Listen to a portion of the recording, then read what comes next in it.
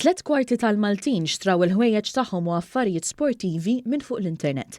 Dan ħareġ minn studju tal-Eurostat li wera li Malta flimkien mal-Olanda huma l-aktar żewġ pajjiżi Ewropej li jixtru ħwejjeġ u prodotti sportivi online. L-istess statistika turi li 67% tal-Maltin għażlu li jaqtaw biljetti relatati ma' safar minn fuq l-internet minflok irrikorrew għand l-aġenti tal-ivvjaġġar.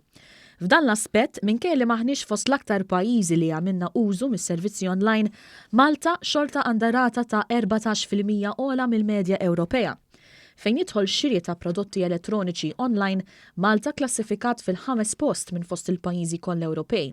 F'dan is-settur minflok marru fil-ħwienet, 31% tal-Maltin għamlu użu mill-internet biex xtraw oġġetti bħal mobiles, cameras u televisions. Fil-waqt li f'diversi setturi il-Maltin ikklassifikaw fost l-aktar nies li jagħmlu użu mill-internet tax-xiri tagħhom, mhux l-istess jista' jingħata x-xiri ta' tamir domestiku u prodotti tal-ikel. F'din il-kategorija Malta ġiet ikklassifikata fost l-inqas.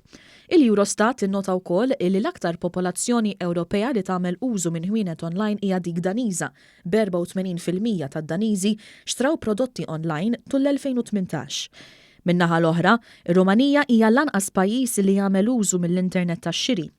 Fil-fatt, huma 20% biss tal-poplu Rumen li għamel ix-xiri tiegħu online.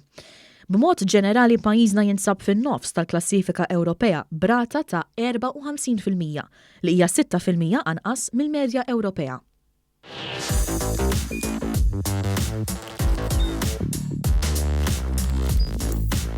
Idħol fuq one.com.mt u hemmhekk tista' tara l-programmi kollha li jxandru fuq One permezz ta' One Play.